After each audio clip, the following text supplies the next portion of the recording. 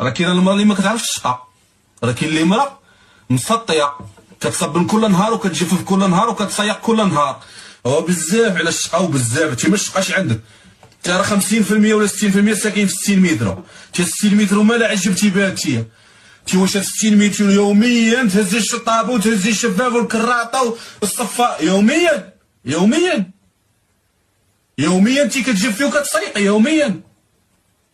ولا المشكل فيك وما كتعرفيش تشقاي يوميا كتحكي في الطواليط تهزي واحد الصنداله الزوقين براش يعرفوا فيها وحاشاكم عارفوا واش نتوما مراد واش بتعصبوني واش شي مريضه.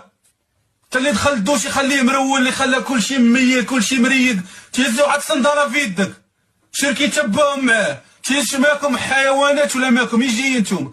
واش دخلتي حتى الطواليط؟